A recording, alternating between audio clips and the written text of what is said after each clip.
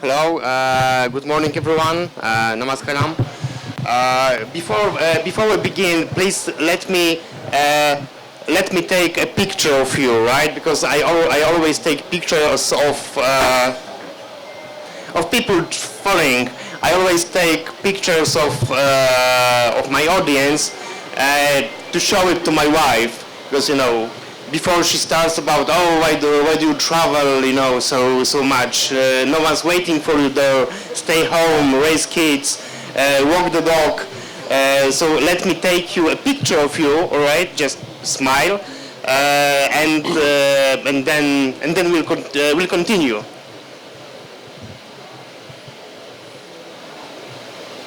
So in French you say wistiti. 3, 2, 1. Wistiti. Wistiti. May we proceed? Yes. As you have seen, he's Mr.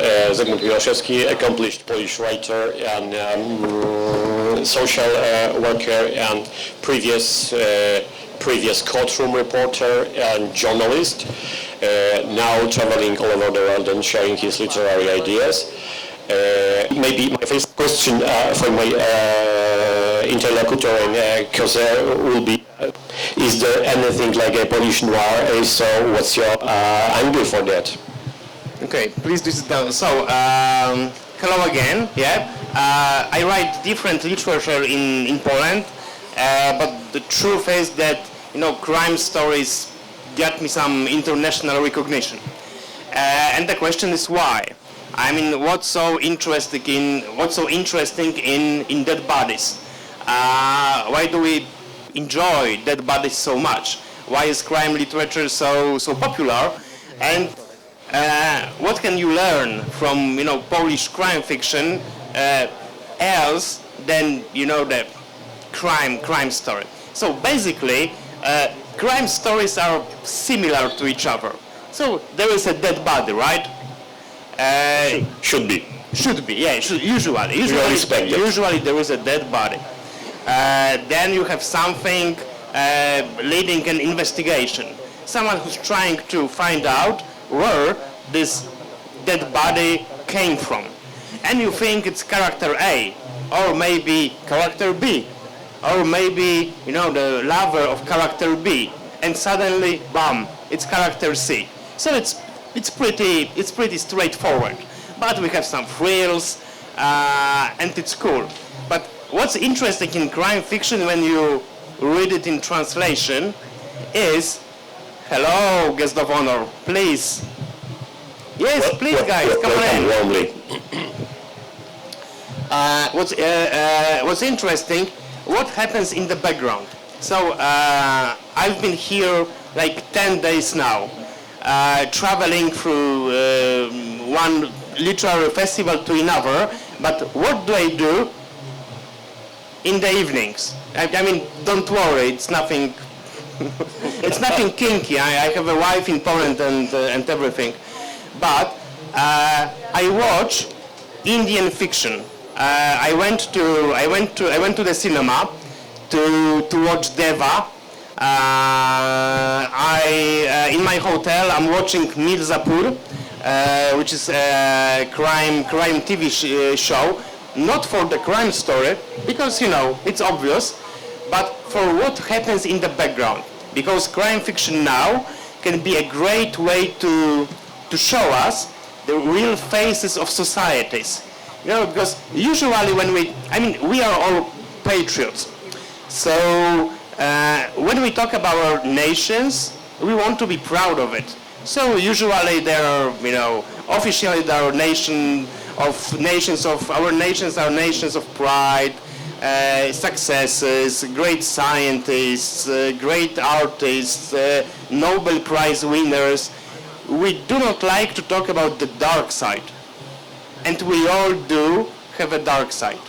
And crime stories are a perfect vehicle to visit these, shady parts of our national psyche. If I just comment slightly, but using some citations about about the criminal mastery of our guest. Just wrote that Miłoszewski showed that you don't need blood and guts to scare the viewer solidly. Spread over 4 pages, this concerns his first horror novel, Domophone in Polish, Intercom in English, of course. Spread over 4 pages, the left-right is terrifyingly observing and repulsive at the same time. The protagonist's night terrors emanate with unspeakable macabre.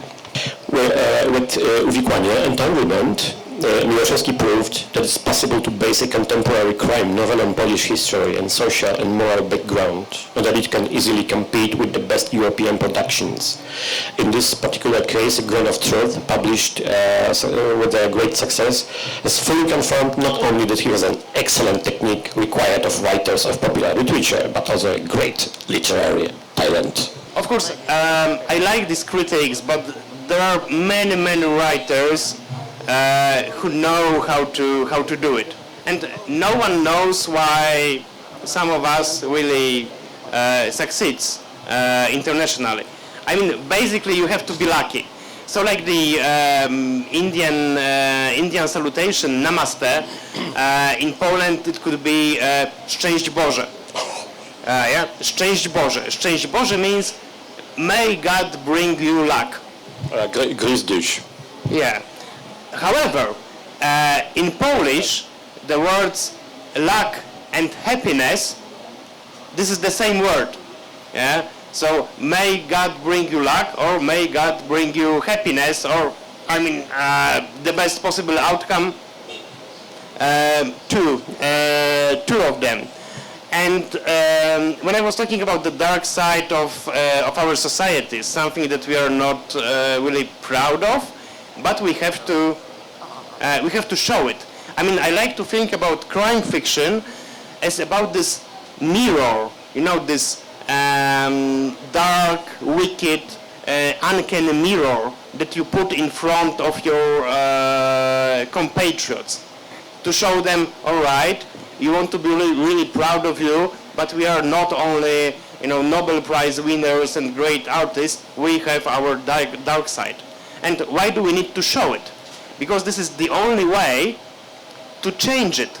I mean, you cannot change something that you do not acknowledge. I mean, this is like, I don't know, if you feel down, if you are depressed, you are looking for help, let's say you go to therapy, you have to first acknowledge the place that you are in to heal yourself. And this is the same thing with nations, with societies. But the literature and fiction in general is like a psychotherapy for nations. So all right, we are showing you who you really are, and now we have to change. Like, change is the main theme of this festival. So first we have to know what do we need to change. Getting back to our main topic of this session, which is the Polish noir aesthetic, of course. Many of the stories involve themes of historical reckoning and collective guilt. Do you see crime fiction as a tool for national self-examination, or just self-inspiring, maybe? Maybe not, but just as I said, for a psychotherapy, because that. Our nations, we people, we have long histories, and our countries and our nations have long histories, and it's impossible to be only good during this, thousands or hundreds of years. So in Poland, it's say 1,000 years. So we had periods of time in our history that we were colonized, usually by Russia. There were periods of time in our history that we were colonizers, usually of neighboring countries, like Ukraine, Belarus, and Lithuania. We called it a commonwealth, but you know how it works with commonwealths. And again, if we do not want to make the same mistakes in the future, we have to know what happened in the past, even if we don't like it. Even if we don't like to discuss it. So again, I believe that, digging in, and crime fiction is so great for it, because it's supposed to be dark, yeah, and digging for these dirty parts of our history, of our national psyche. I mean, maybe it's not something you'd like to put in a museum for a display for everyone to admire, but it's something to show and and to see, okay, this is us. We cannot do the same things in the future. We must change. And that's what I really believe, that literature, even a crime literature, can be for something. I do not believe in literature written only for entertainment. All right, it may be fun. It should be fun. That's how fiction was created, yeah, for fun. Because we were sitting in these caves by the campfire, and someone came from another cave telling, "Wow, guys, do you want to hear an incredible story?" And everyone was like, "Oh, yeah, come on." And then we had theater, then we had literature, and so on and so on. And it's still there. We want to experience something. We want it to be cool, to be fun, to be witty. But on the other hand, if you have a voice, if you have skills, if you have talent, it would be a sin not to use it. Yeah, not to use it for something, not to fight for something that you believe in. And what I personally believe in is that our nations define us more than we are ready to admit. And we should acknowledge it. And each day we should ask this question ourselves: is it my decision? Do I really want it? And literature is a great way to talk about it. Have you ever been criticized for the way you are dissecting the, let's say, intricacies of Polish social? It's not only that I was criticized, I was blacklisted. So basically I'm really left-wing, like, Marxist left-wing. And Poland is very conservative and very right-wing country. For European standards. So basically there is no left wing in Poland. We have extreme right wing, we have crazy right wing, and we have quite okay right wing. Yeah, and this is our choice. So for 8 years we had really conservative government, and of course I was blacklisted.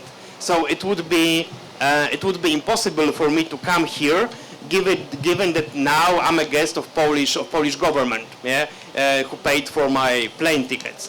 So even with all my translations and everything, I wasn't allowed to go to the foreign festivals if Polish state was involved. And of course, there are many things in Poland that simply hate me, not because they find my writing bad. But because I don't share their views and opinions. How would it differ from Scandinavian, for instance, or American, stuff like that? Can you comment on genres, maybe area of topics, stuff like that? What's your angle on that? Before, I'd like to say one thing, that please do read crime fiction in translation, because this is a really good way to know each other. But if there is something special, I think it's better written than American fiction. So American crime fiction is very structured, yeah. So you know what's going to happen on the next page. So Polish upmarket crime fiction can be really literary, and have literary qualities. And I think it can also have more humor. So I sometimes say in Europe that Poland is like like this dark input of dark humor to the European Union. So basically in Poland we know that everything's going to turn into shit. Sooner or later, Germans will come. Russians will come. You can never be sure what's going to happen next year. Now the Russians are coming, right? And they're really close. So to help ourselves, we use this dark fatalistic humor to survive. And this is something that distinguishes Polish crime fiction. And if you ask about the Scandinavian things, I think it's pretty similar. So that's why I became a crime writer, not because I wanted to. I wanted to be a real writer, you know, and write real literary fiction when you cannot, you know, tell the difference between dream world and real world, and so on and so on. But my publisher gave me bigger advance and more money to write a crime fiction, so I wrote a crime fiction, and here I am. That's what I learned from friends from Scandinavian countries, that a crime novel can be a social novel. And this is something, you know, that really, well, maybe not turns me on, but really gets my attention. Yeah, because individuals are quite similar to each other. All right, we are all exceptional, but we don't want to be alone. We don't want to be hungry. We want to laugh. We want to, you know, laugh from time to time physically. These are our needs. But societies can be so different. Yeah, different groups. How they were shaped by history, by religion, by different traumas, and I mean that's what interests me. Are there any misconceptions about Poland that foreign readers bring to your books? If you know of any, how would you address them? This is a very good question about misconceptions that readers get. Yes, because basically originally I write for the Polish audience, and I know them. Yeah, I know this gang, and I can write whatever I want. I can be cruel. I can be harsh. I do not have to be merciful, because this is my nation. I have every right, you know, to dissect it, to show dark parts of it, and to discuss it. When these books get translated, it becomes tricky. Yeah, because suddenly readers from abroad get it, and they're like, whoa, whoa, whoa, it's not so bad here. Look at Poland. Yeah, oh, that's a really dark place. Honey, can we change our holidays plans? And at first, I didn't know it. After my first book was published in English, then in French, in German, and I started traveling. And I was like, whoa, whoa, whoa! I have to think about it, because let's say one of the book tackled the issues of really difficult relations between Polish Catholics and Polish Jews in course of history, and they were there's love-hate relation. So in Poland, it felt safe to discuss it, but abroad, people were like, whoa, Poland! I mean, they really hate Jews. I mean, no, it's not like that. I just wanted to discuss this one particular thing. Oh no, you're born anti-Semites. I mean, no, we are not. But you wrote it in your book. Yeah, but my book was, and so on and so on.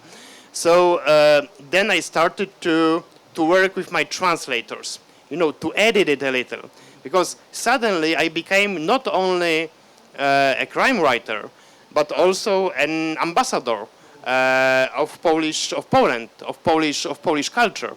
I represent my country when going abroad, and sometimes I can speak to you, I can explain what I meant, but usually what people get is just the book and the way it's written.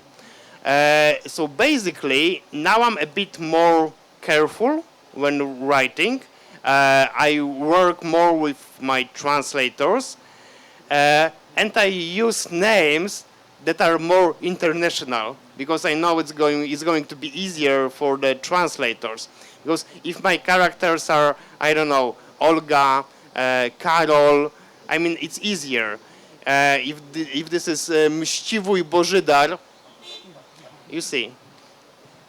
So what advice would you give to non-Polish readers, maybe, if any, who want to understand the deeper cultural layers in your prose? So basically, I mean, if I have any advice to give to readers at all, just don't be afraid of literature in translation.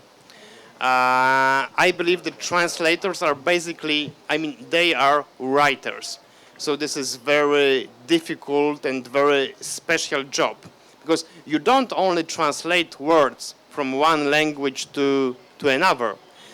Being a translator, you are supposed to write this book in your language as if it was written by the author itself, if he or she had known this language.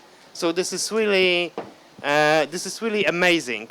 And our culture, I mean, human culture is so much bigger than only national culture. And without translators, we wouldn't know, I wouldn't know Shakespeare, I wouldn't know Tolstoy, and so on and so on. So I know that we all like to read our national literature, but don't be afraid of it. It's a great way to travel. Sometimes it can tell you so much more. And the first thing I did here, being here for the first time 2 years ago, I went to a bookstore looking for the local crime fiction that I could read. We have some allotted space time here, so maybe you could get to the part particularly interesting with the people coming here for Matrubhumi. This theme of this edition of the festival is change. How do you think literature should respond to global transformation voice of any kind? Well, I believe this is our responsibility to, if we have, as I said before, if we have a voice, if someone can hear us, if we have a stage, we are responsible for what we believe in, and we are responsible to, we are obliged to fight for this change, because the world is going to change, no matter if you want it or not. So, as one great historian said, Timothy Snyder, if we don't think of a future world for us, and if we don't fight for it, someone will do it, and we will have a different world. I mean, basically the future of the Europe is, there's only one guy in Europe that really fights for his future vision of Europe, and this is Vladimir Putin. So if we have different visions, we are not supposed to sit at our homes, and think, this Vladimir Putin guy, maybe he's not so cool. I mean, of course, he's a bloody murderer. But we have to fight for our version of change. Because it is going to change. So if we believe in, democracy, equality, freedom, so we cannot just wait and stay happy with our own convictions. We have to go outside, we have to go to the world, we have to wave, me personally, wave red flags, but not Russian, and fight for this change. And of course, the biggest issue everywhere, it's not even Vladimir Putin, but the climate change. And it seems that it's not the end of the planet. The planet will be fine. It's been here like 4 billion years, but it seems that we are looking at the very end of the civilization as we know it. And there is no greater issue, and there is nothing more important. So basically, we are dying. We are like this frog. There's this the story about the frog, that if you throw it into a boiling water, it's going to jump out, of course, because the water is hot. But if you put a frog in cold water and heat it, little by little, it's gonna die, not knowing about it. And this is what's happening to us. and we should write about it. We should repeat it over and over again, and we should fight, because at one point, if it doesn't work to just to say about it, I mean, the history of the world is history of revolutions. At some moment, the oppression from governments, business, corporation is so huge that you don't really have tools anymore to fight it peacefully. And this is when you should go to the war with it. So how do you personally navigate creating freedom versus social responsibility in your writing? I'm a novelist, and this is a form that I really like. And novels can be long. It can have like 300, 400, 600 pages. So there's basically place for everything, for a social commentary, for my responsibility, for a love story, thrills, humor. But and still, as I said before, it should be fun. Yeah, I don't believe in literature that is only just and only wise. I mean, first, if you have something wise to say, something that really people should hear, you must learn how to do it in a way to gain readers. Otherwise, just, like talking to your aunt and uncle at the Sunday dinner, because no one listens to you. You must gain audience, and when you have this audience, you say, once you are here, there is something I must tell you. There is just one question I would particularly like to pose you. In an age of disinformation and digital media and stuff like that, manipulation, is fiction becoming more important, a form of truth? Fiction as a form of truth. Basically, as you know, fiction is a lie. Yeah, it's a make-believe. No, it's a creation. It's not a lie. Yeah, it's a creation. But these stories they didn't happen. And fictive means invented, arrange, rearrange. Yep. Yeah, you're right. When I was a kid, I used to read a lot. Like you have no idea, all the time. Yeah, because literature was the only safe place for me. When I was reading, no one was abusing me. No one wanted anything from me. I was free. And for me, this was real. Yeah, all these adventures I read about. And what you say, it's even now, especially now, it became true. You can find more truth in the literature than in the media. And I'm not talking about legacy media, but about, so-called social media, and because I don't really know how it happened. I know there are people who know that, basically a good idea that if we exchange information, I mean, there should be no place for lies. Yeah, because we exchange views, we exchange opinions, the world is saved. And yes, suddenly, if you treat information seriously, I mean something valid and in a kind of a veracity. It turned out that people use it only to lie, to manipulate. That everything that's true really gets buried in this, ocean of disinformation. So suddenly, in the world where traditional media died, we have more responsibility as artists to convey the truth. Even if the story is made up, there's always something behind it. It will be a good idea to ask our audience to ask their questions if there are any. So let's make the floor open to any kind of investigations, discussions, barging in, stuff like that. Please do ask us questions.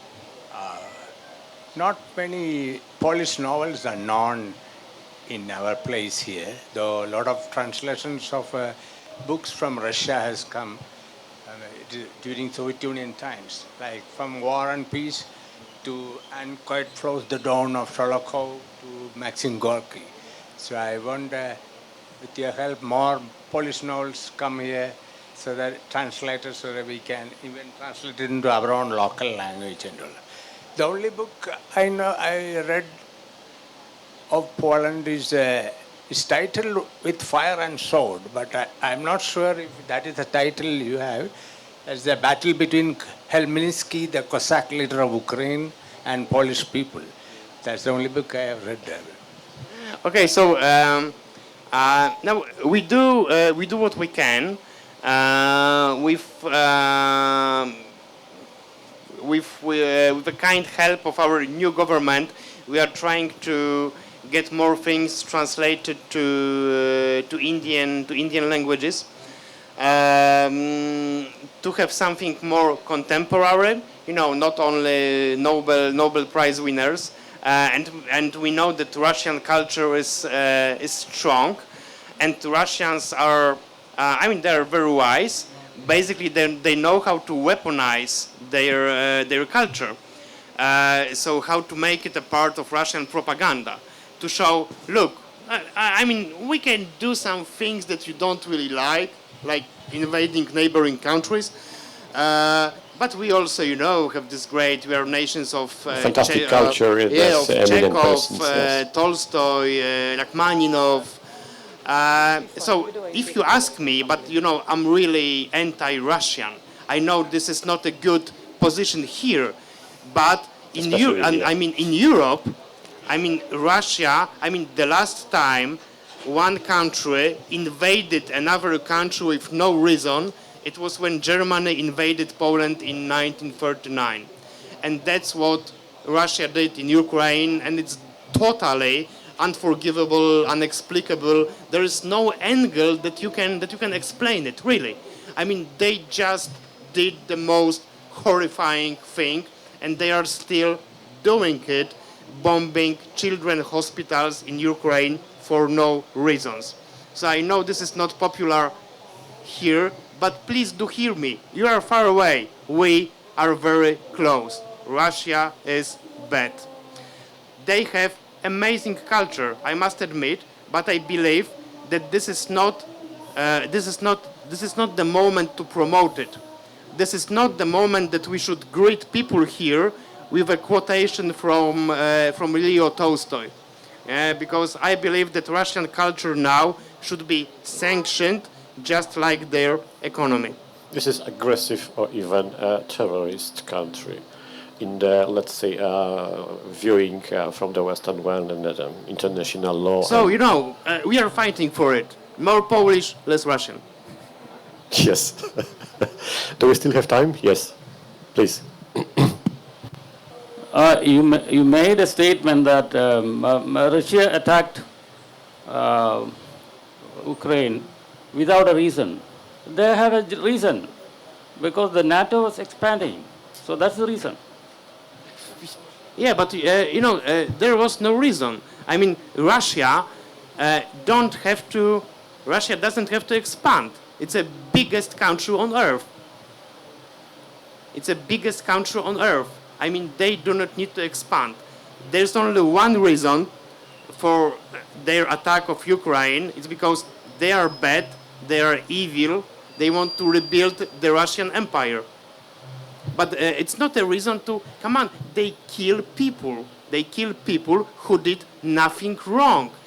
There's no political explanation to kill, families, to kill children, to kill people who are just their neighbors and who were, 50 years ago colonized by them. Do you imagine Great Britain coming here again because they want to expand a little? But thank you so much. I'm so happy when I can argue with my audience.